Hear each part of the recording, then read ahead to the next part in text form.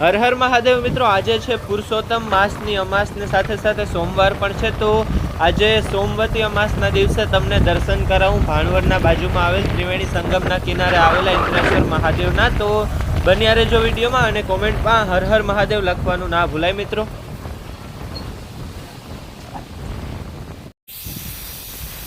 અત્યારે તો અહીં જોરો શોરોથી કામ ચાલુ છે, તમે જોઈ શકો છો. અને ત્રિવેણીનો આખો નકશો જ બદલાઈ ગયો છે. અહીં પહેલાં જેવું કંઈ રહ્યું જ નથી. અને હવે જે આ કામ પૂરું થયા પછી અહીંનો આખો નજારો જ ખરેખર અદ્ભુત હશે મિત્રો. અહીં શિવજીની વિશાળ મૂર્તિ રાખવામાં આવશે, જે મૂર્તિ આજે અહીં પહોંચી જવાની છે. જોઈએ ક્યારેક આવે, બાકી પછી વિચારો મિત્રો આ કેવોક નજારો હશે. બધી બાજુ પાણી ભરાયું હશે અને વચ્ચે શિવજીની મૂર્તિ હશે. ખરેખર અદ્ભુત નજારો જોવા મળશે અહીં થોડા ટાઈમમાં જ.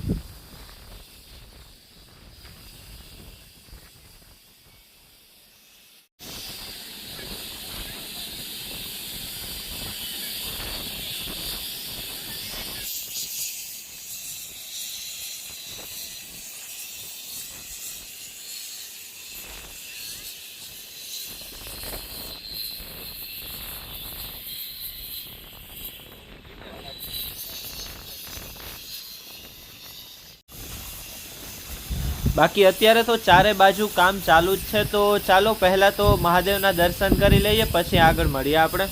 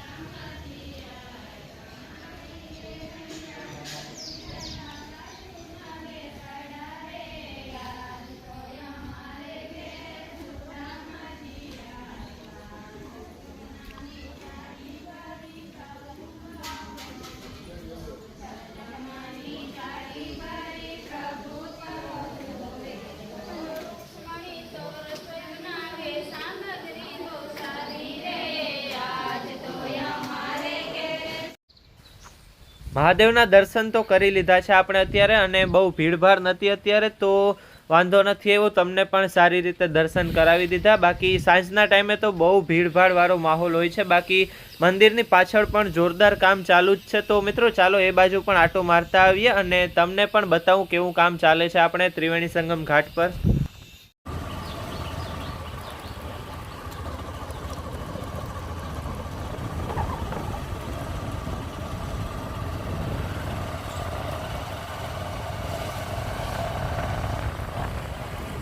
એક સાઈડ તો જો દિવાલ બનાવેલી છે આખા.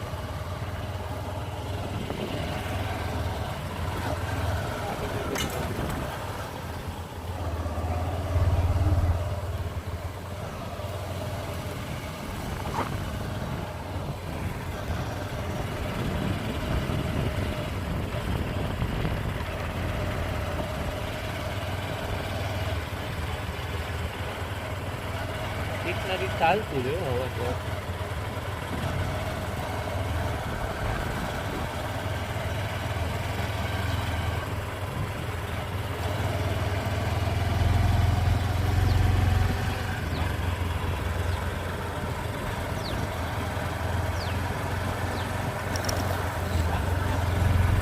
મેરો તો થઈ જાય હો હજી.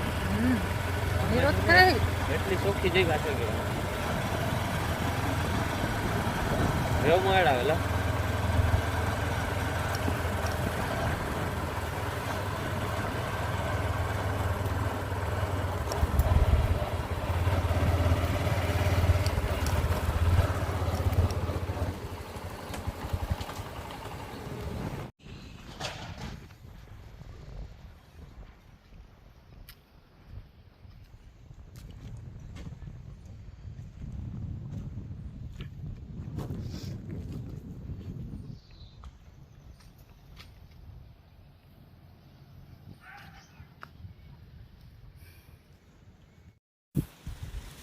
મંદિરથી નીકળતા જ આપણે જેની રાહ જોતા હતા એ શિવજીની વિશાળ મૂર્તિ છે નદીની વચ્ચે સ્થાપિત કરવાની છે. એ મૂર્તિ સામે મળી ગઈ છે મિત્રો. તો ચાલો તમને થોડીક ઝલક બતાવું આ મૂર્તિની.